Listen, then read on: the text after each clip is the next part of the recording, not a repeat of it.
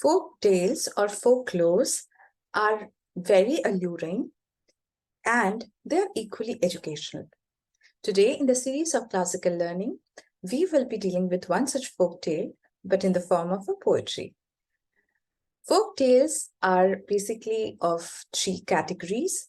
One is completely oral, which is the larger part of it. The other one is partly oral or customary. And the last one is non-verbal. So this one, in the form of a poem, is non-verbal. It is actually a ballad. And of course, it talks about a story which has got a lot of learning.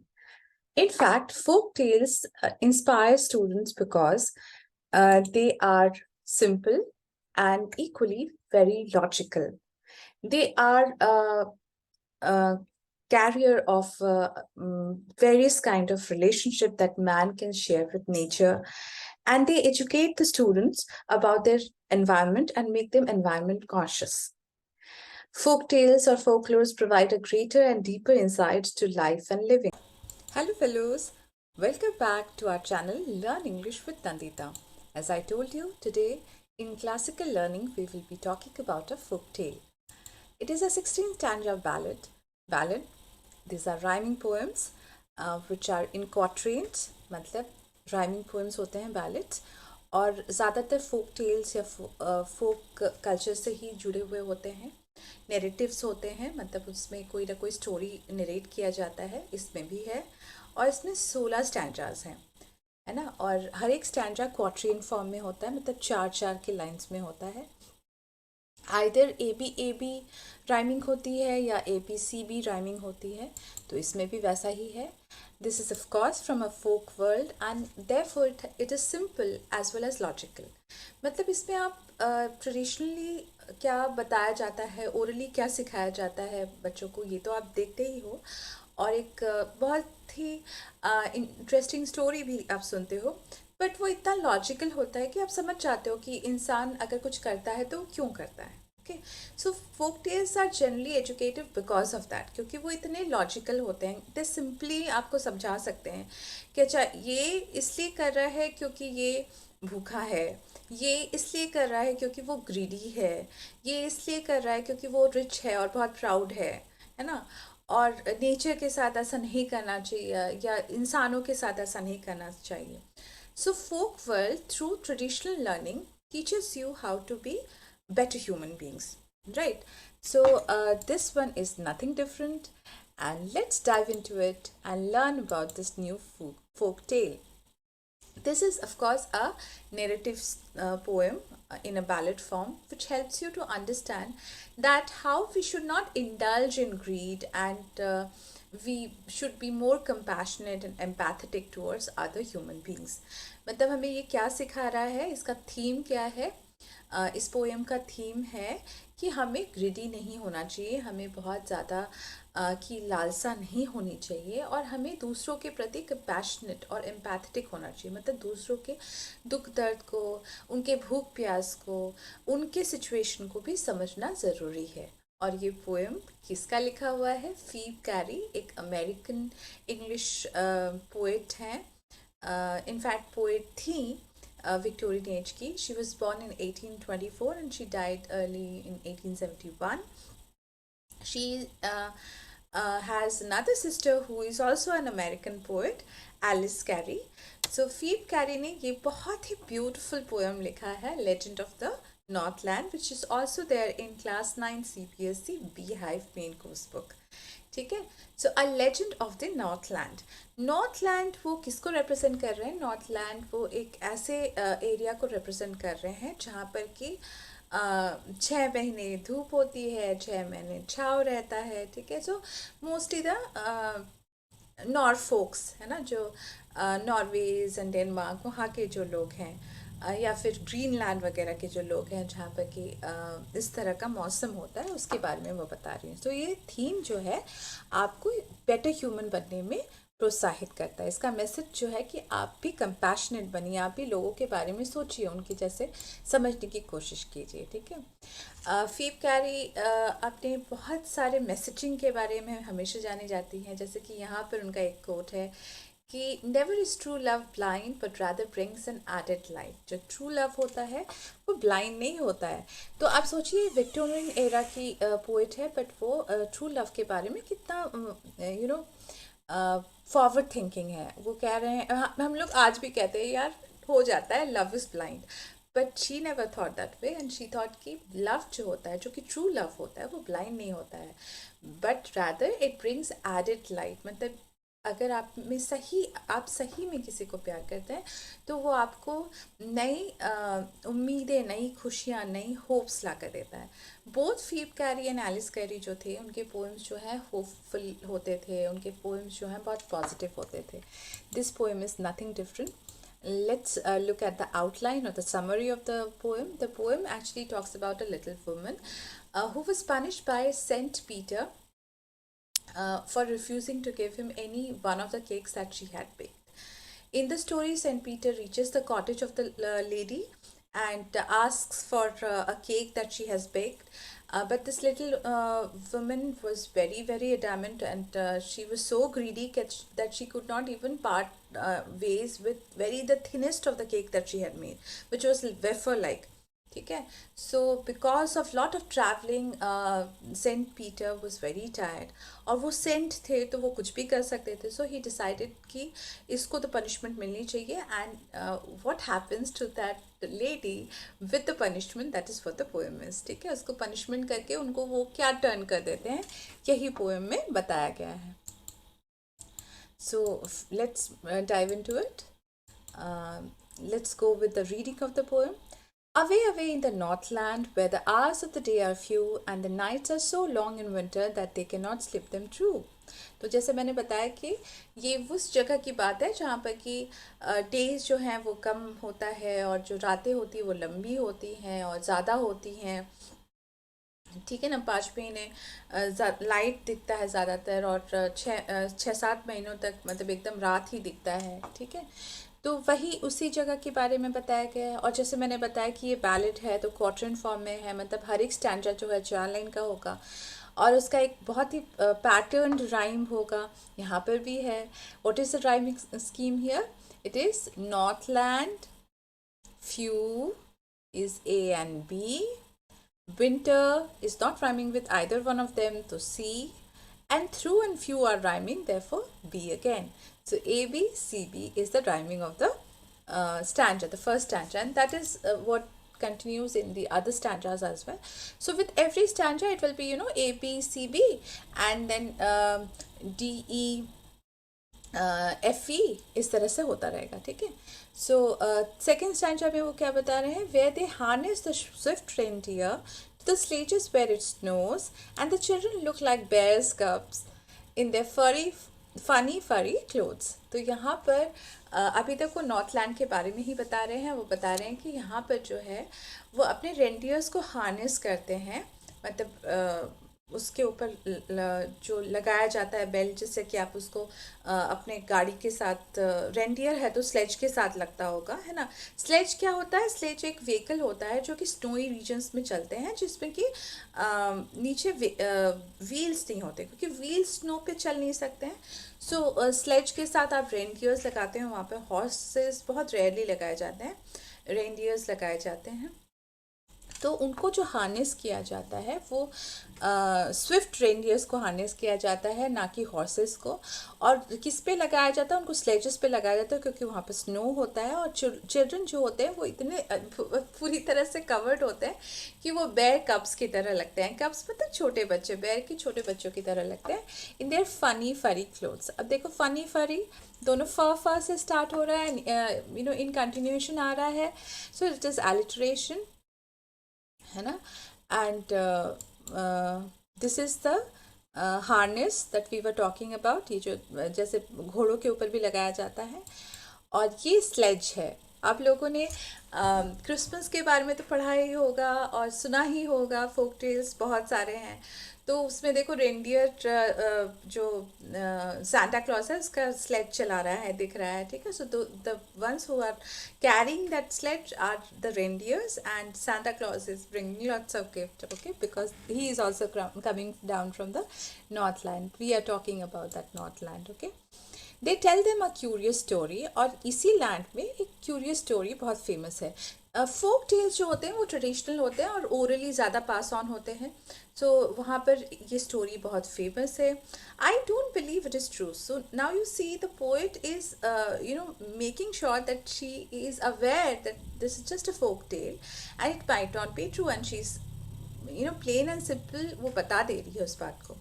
And yet you may learn a lesson, लेकिन वो क्या कह रही है, लेकिन इससे आप कुछ सीख सकते हो। If I tell the tale to you, अब देखो यहाँ पर पन किया है टेल साउंड के साथ, है ना। टेल मतलब बोलना, TELL, और TALE टेल मतलब स्टोरी, ठीक है। So let's continue with the reading and telling of the story or the tale. Once, when the good Saint Peter lived in the world below and walked about it preaching just as he did, you know. So preaching का मतलब क्या होता है? किसी को sermons देना, किसी को ज्ञान की बातें बताना, ठीक है।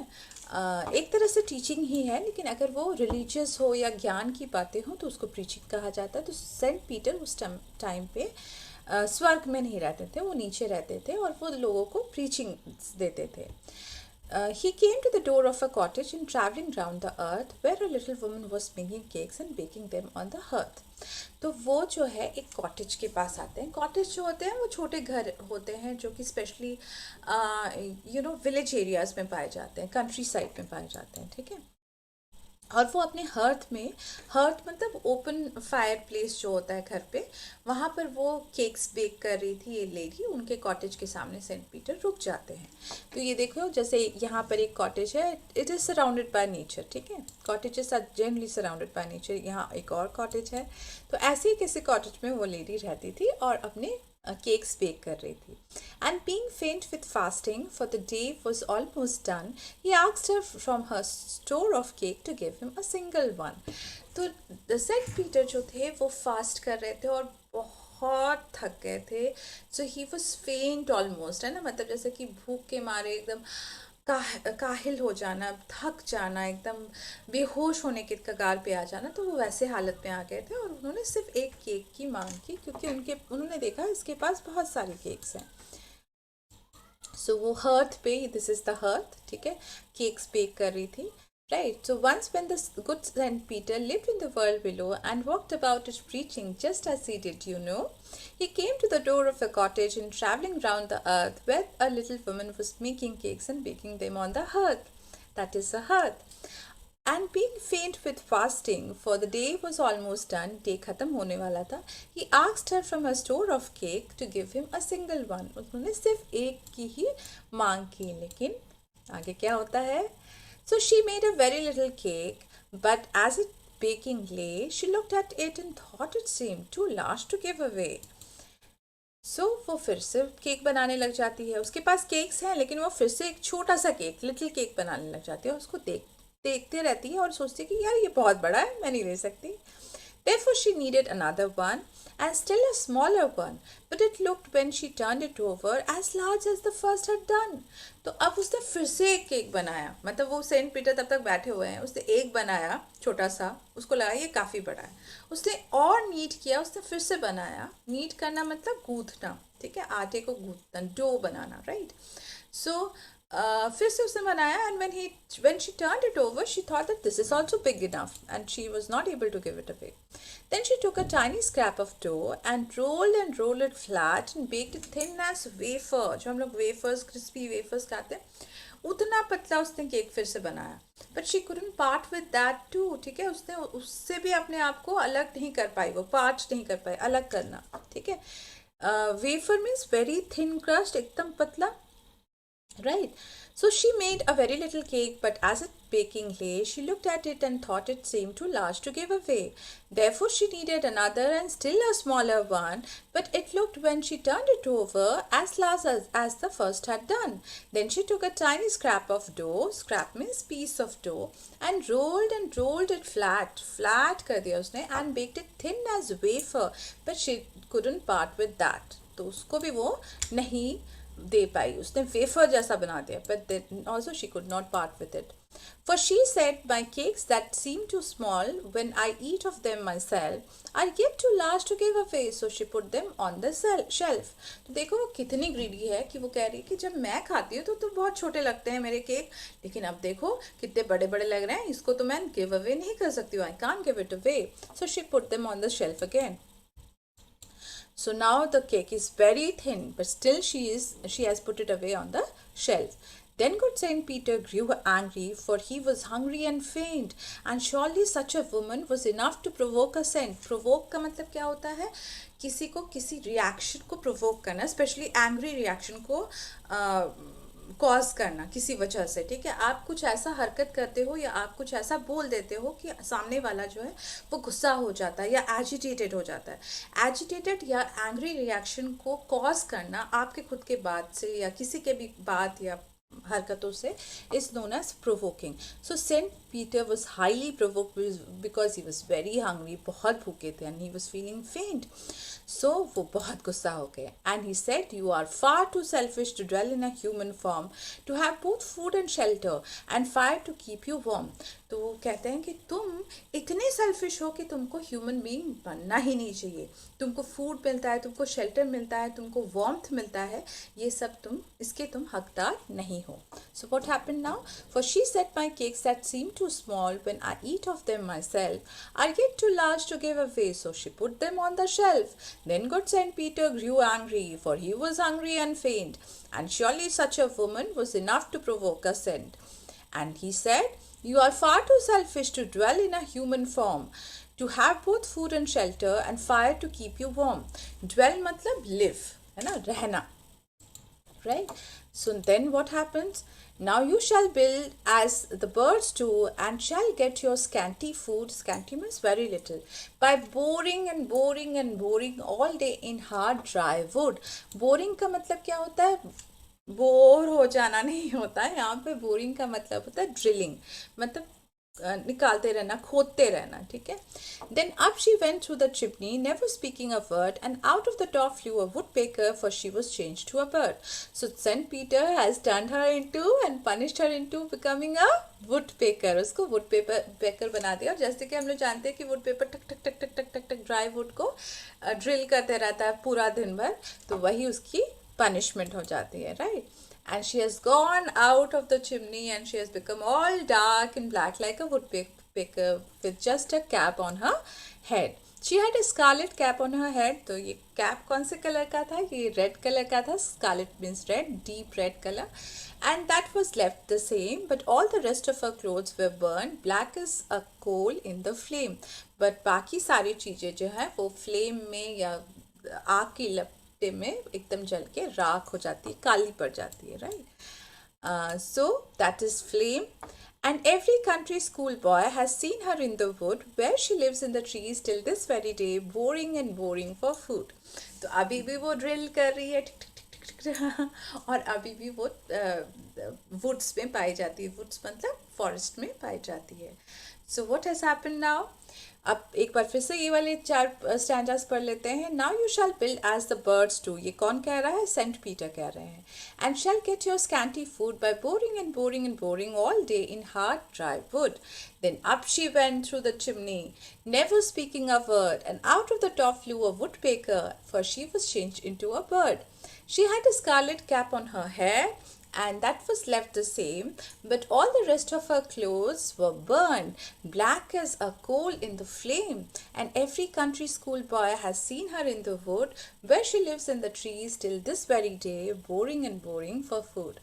तो अब वो human form में नहीं है, and she's being punished by Saint Peter. So let's talk about the poetic devices or the literary devices या फिर figures of speech. इसमें बहुत सारे literary devices हैं. सबसे पहले ही लाइन पे यू हैव एसोनेंस। एसोनेंस मतलब जब एक वावल साउंड कंटिन्यूशन में आता है, तो जब फर्स्ट लाइन में ही वो अवे वे वे कर रहा है, ए आ रहा है, that is assonance. Then you have metaphor. Swift reindeer जो है वो एक पर्सनल मेटाफर है, ठीक है। मेटाफर क्या करता है, इट रेफर्स टू थिंग और ऑब्जेक्ट और a person as a symbolic representation of something else completely different. So in this poem swift reindeer जो है वो एक पर्सनल मेटाफर है, ठीक है। वहाँ पर वो पोएट रेंडियर को अपने अपने साथ या किसी भी वहाँ के लोगों के साथ कंपेयर कर रहे हैं, क्योंकि उनको स्विफ्ट होना पड़ता है, ठीक है। वो स्नोई रीजन है तो उनको स्विफ्ट रेंडियर जैसे बन जाना पड़ता है। फिर सिमिली भी है, जैसे कि जहाँ पर कि पोएट जो है वो अनलाइक थिंग्स को डायरेक्टली कंपेयर कर रहे हैं एज यूज़ करके या लाइक वर्ड यूज़ करके। कंपैरेटिव वर्ड्स होते हैं एज एंड लाइक, इनको यूज़ करके अगर कंपैरिजन किया जाता है then they are simile. The children look like bear cubs. तो चिल्ड्रन को, छोटे वहाँ के चिल्ड्रन लोगों को क्या बताया जा रहा है, बेयर कप्स बताया जा रहा है, और बाकी लोगों को क्या बताया जा रहा है, स्विफ्ट रेंडियर्स बताया जा रहा है, ठीक है। तो एक मेटाफर है और एक सिमिली है, क्योंकि लाइक वर्ड यूज हुआ है। So we have talked about the simile and metaphor. Now let's talk about the repetition. There are a lot of repetition. जैसे first line में भी away away वगैरह use हुआ है, and then boring has been repeated many a times in the last 4 stanzas. ठीक है, boring boring. You have to keep boring. That means you have to keep working for your food. So that is repetition. Repetitions are used to signify something. तो यहाँ पे वो signify यही कर रहा है कि वो जो बंदी है उसको ये पनिशमेंट मिला है कि जो आराम से वो रह सकती है अब नहीं रह पाएगी, उसको बहुत काम करना पड़ेगा, जैसे बर्ड्स को करना पड़ता है अपने फूड के। Then there is an irony of situation also. Irony का क्या मतलब होता है कि आप जो कह रहे हो वैसा हो नहीं रहा है, या आप जो कह रहे हो उसके ऑपोजिट मीन कर रहे हो, या जो आपने सोचा था उसका ऑपोजिट हो जाता है। अगर हो जाता है तो वो सिचुएशनल आयरनी है। यहाँ पर भी जैसे हो रहा है कि एक कॉन्ट्रास्ट पोइट बना रहे हैं रियलिटी और एक्सपेक्टेशंस में, जब वो बोलते हैं कि my cakes that seem too small when I eat of them myself are yet too large to give away. तो ये बंदी जो है जब खुद वही केक खाती है तब उसको लगता है छोटा है, लेकिन अब वो दे नहीं पा रही है क्योंकि उसको लगता है कि बड़ा है। So this is situational irony, ठीक है। And of course alliterations are there, like look like, है ना, या funny furry. This are alliteration because the first syllables of words are starting with the same sounding consonant sound. जैसे assonance जो है vowel sound का continuation होता है, और एलिट्रेशन जो है कॉन्सोनेंट साउंड का कंटिन्यूएशन होता है in the first syllable of the words, ठीक है। So and pun I have already talked about, tell a tale, है ना।